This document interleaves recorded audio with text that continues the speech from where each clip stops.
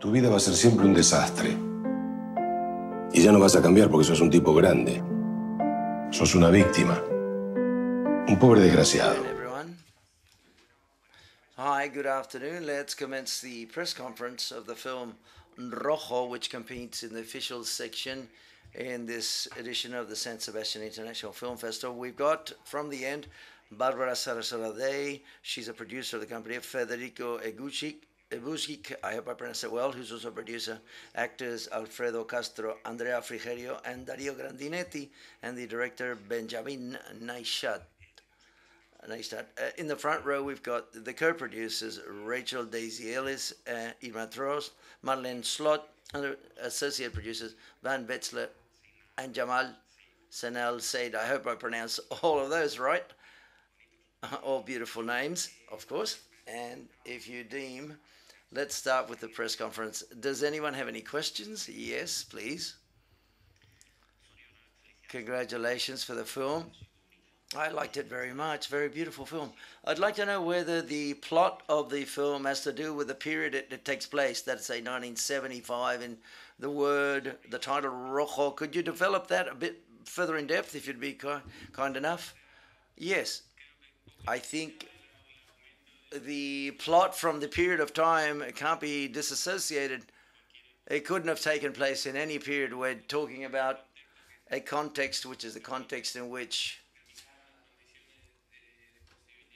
the conditions to make it possible for a state terrorism and genocide came along. It's just the film is placed just prior to this. Some others have got the context to be able to read this, but the others will follow the police sort of side of the plot that the film also offers. But quite clearly, it's a film that has to do, or it tries to be, about the civil complicity in Argentina during that period. I'm not too sure whether Dario wants to add anything. No, I coincide with what you're saying, or agree. I think that precisely the film, what it seems to us, it talks about that. And I personally, what I believe is, to assess it, is that Benjamin's, the way he looks at that period of time, and the way he chooses to talk about that dark period that took place in our country, this has never been shown in Argentina, in Argentinian cinema, that is to say, the complicity of the civil society. Every time you show something related to Argentinian dictatorship, it's with the presence of uniforms and tanks and weapons and so on, and deaths and missing people that existed, unfortunately. But as in the time, I think that this deserves paying attention to it, especially coming from such a young person as Benjamin is, who didn't live through that period. And so to have it very clear in his mind how things were and how things took place and how they can move us this way, I think it's twofold. It's doubly meritorious for him to do so. Okay. First of all, thank you very much for the film and for being here today. I would like to ask the director, first of all, why did you decide to make this film upon a period of time that you didn't live in because you were born after the dictatorship? And I understand it's an omnipresent issue in Argentina. And also, secondly, talk about the script. When you talk about Diego's grandfather, who was a German diplomat, I wonder if that diplomatic has a Nazi background and whether you wanted to continue between Nazism and then the dictatorship in Argentina.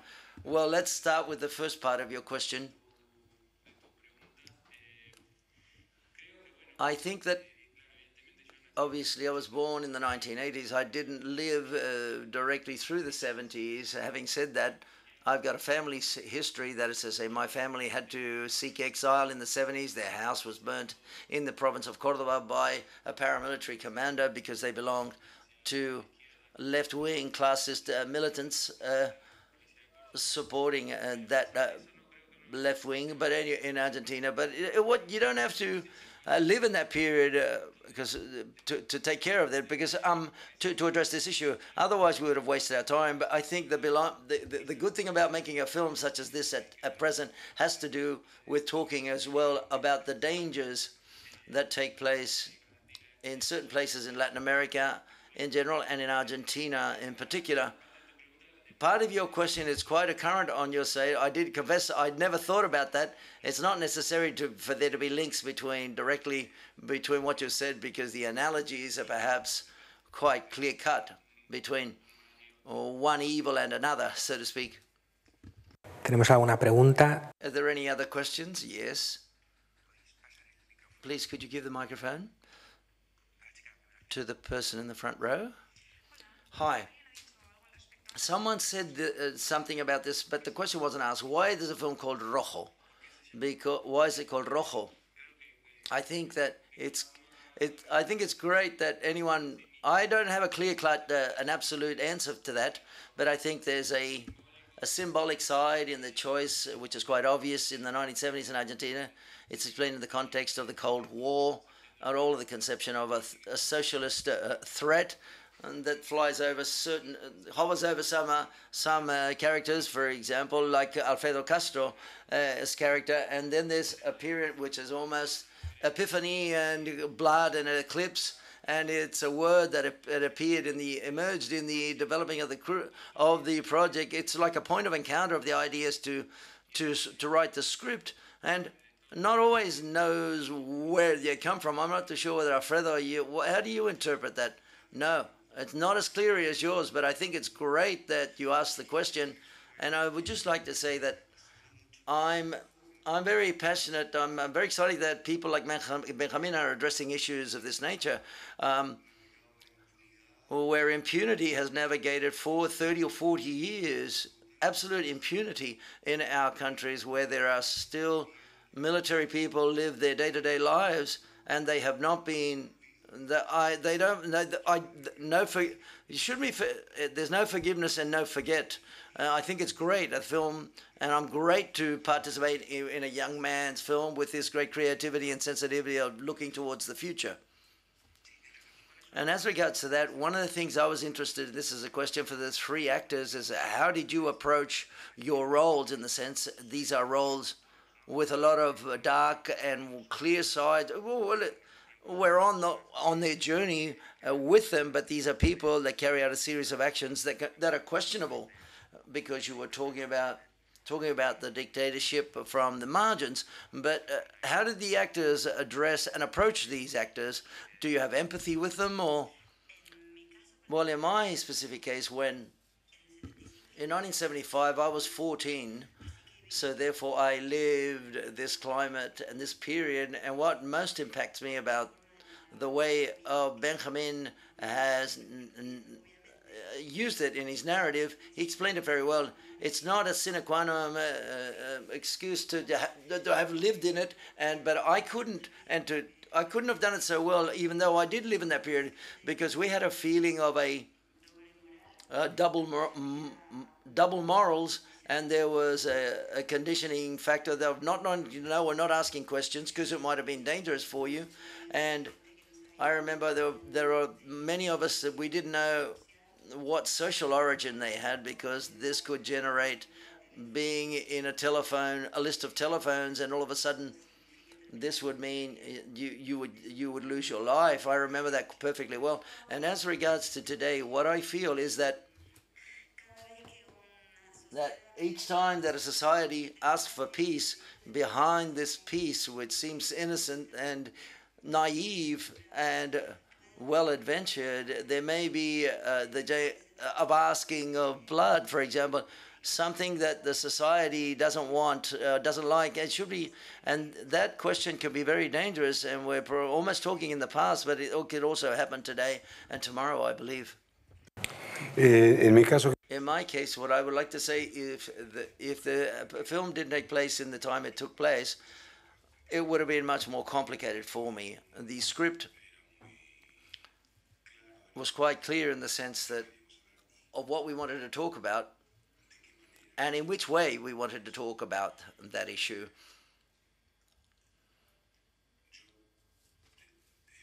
I've lived, and it's quite present. That period is, I've lived in that period, and it's quite present in my mind. And when I read the script, I saw that the climate and the atmosphere and everything that we lived in such a strange way back then.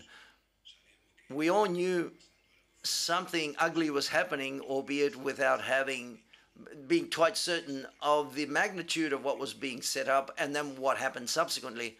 And if, leaving the question a bit, I aspire and I hope that this film will make us reflect upon the need of being aware, always, because they don't leave ever. They're always there, and we have to be very aware to see them if they're coming, when they come, to make sure we see them from afar while they're coming, so that they don't surprise us anymore, because they continue to be there and they continue to work in different ways, but with the same objective in mind, to keep everything for themselves. I wanted to add something small, just a small detail. I'm Chilean. We lived a dictatorship at the same time as Argentina. And to your question, how did I address and approach my role? What I liked is the contradiction of this character and the man between his religious, deep faith, real and sincere faith, and the horrors, and being accomplice of the horrors of such a horrible dictatorship as it was. That in the film has an ethical value, which is quite noticeable, and a young director addressing this, I think it's marvelous, because I insist, you see a bit of future there, you see some future, but that contradiction, ethical contradictions, were very interesting in the film, of the passive accomplices of that have never been of the dictatorship, that never went to jail, they've never been judged, and this was very intelligently and very sensitively addressed in the film. Okay, I would like to ask you how the Argentinian society addressed their past, of the role that they played in the revolutionary Montoneros revolutionary organizations. If you look through the internet, the sons and the sons, or the grandsons and the grandsons, are always angry at themselves and fighting against the Argentinian society. How does the militants of both sides, how do they contemplate this? How do they see it? First of all, I don't know whether you've seen the film. It takes place prior to the dictatorship.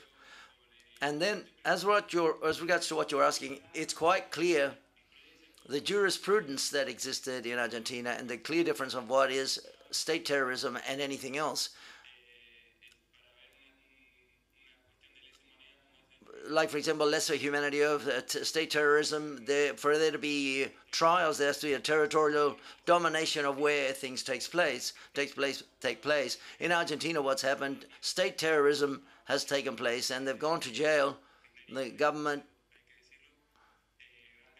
a great amount of repressors went to jail, and that's where justice was able to act upon, and what the society in general accompanied in the majority. And well, I don't know, but it accompanied that, for example, just what they were going to be benefited with the 2-for-1 sort of, that is to say that for each year that they had been in jail, they would compute 2, and that way many of them could now be free. This was something that they tried to do from the current government, and society went out into the streets and didn't allow this.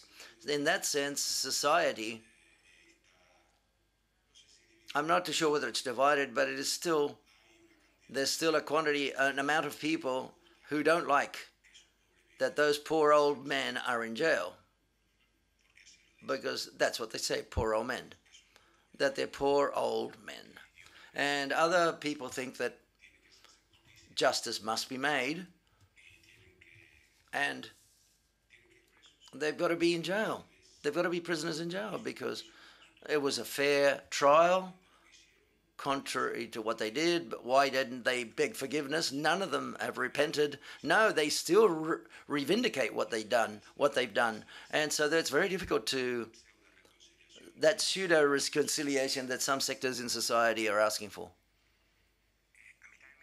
I also would like to know whether Barbara and Federico could talk about how the project came into their hands, how it was stemmed, where does it stem from, and as it's such a clear-cut project from a political standpoint and the way it's staged, how do you both see it? How did you get involved?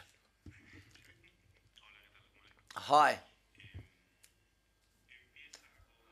It starts with Benjamin coming talking to us with a film upon the complicity of society, and there was an extensive answer vis-a-vis this issue, and the vision that Benjamin had was a treatment of several scenes, and what was quite clear is that Benjamin wanted to show it wasn't an isolated fact of one person, but it was a community.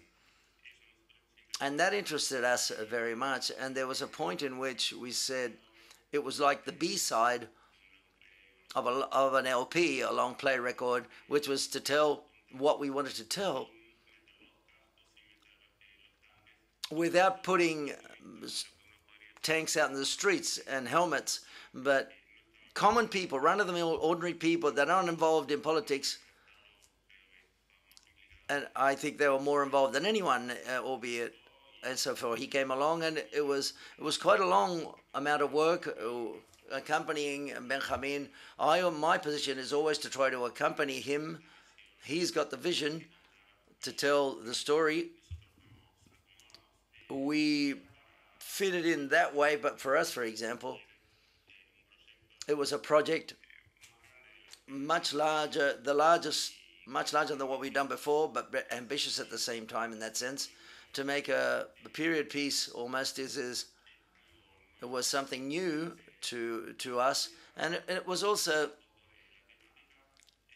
as regards the issue, it was also entertaining and fun, and also a challenge. There's a whole world of aesthetics that accompanies the film, which it was made like a film in the 1970s, and it was a lot of fun to get involved into the set when we were making the film, and to see that world and these characters. It was living through something that we never lived through, and that made us very excited. That is to say, it was great. It's complicated to make a film such as this, a period piece with extras and cars, and it was necessary to tell the story not of a man, but of an entire community. So therefore, in that sense, it took several years and we came to shoot the film, and all of these people who were in the front row here jumped into the project as well, and they contributed their part, their work, the financing, in order to be able to finish the project. But it all starts with Benjamin's treatment, a position vis-a-vis how to tell in a novel way these kinds of issues, and that's what hooked me from the outset. I'm not too sure what you have to say. I have nothing else to add. For the director, how did you find Alfredo Castro? And for Alfredo, you realize, and I realize, that in all of your roles, Tony Manedo, for example, you always personify what we see today. A person with the power of your face, for example.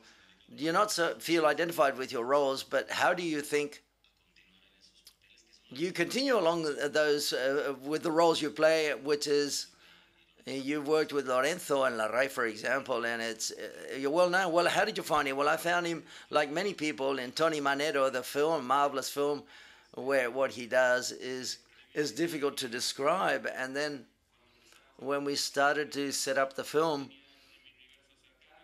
it was in my close universe. I was thinking, well, he's probably working in an industry. I don't know where we're going to be able to bring him on board.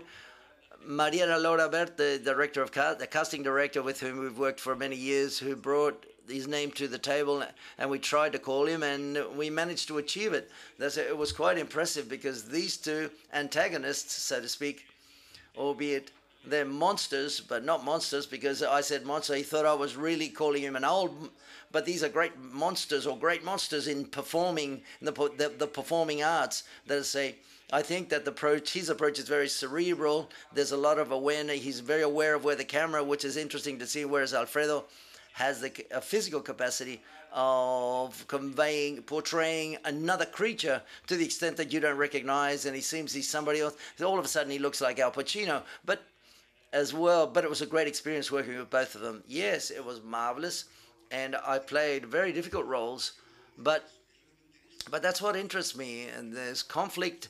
And to think how a society can create those monsters that arose from one day to the next, and to torturing and killing and making people go missing, that moved me very much to play this role. I went to the last scene in the desert, in La Pampa, and that scene gave me the key of the contradiction, the deepest contradiction, ethical contradiction of a man, as I said before, between religion, his beliefs, political and ideological, and the human being, how a human being can become such a monster. I love those marvelous characters, and also the pleasure and the honor and the joy of working with Andrea and Berio, who undoubtedly,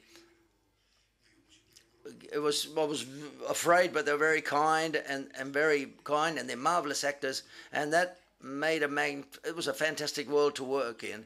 And those co-productions that are taking place in Latin America or Ibero-America, it's very important. We should bear in mind, we should continue to make co-productions because it's marvelous to work in other places as well. You got time for one final question? Yes. Hi again. For the director, I imagine to come all the way here, you've seen a lot of films. Are there any directors that have inspired you especially, or that you've learned particularly from watching their films? Obviously, many. For this project in particular, we worked by looking at the films of the 1970s, thrillers, mostly North American of the 1970s. Sidney Lumet, for example, for this project, a lot of Sidney Lumet, Coppola as well as in that period. But from one project to another, one revisits certain filmmakers. Okay? Okay, ladies and gentlemen, we've come to the end of the press conference. Congratulations to the cast and crew, and good luck with the film.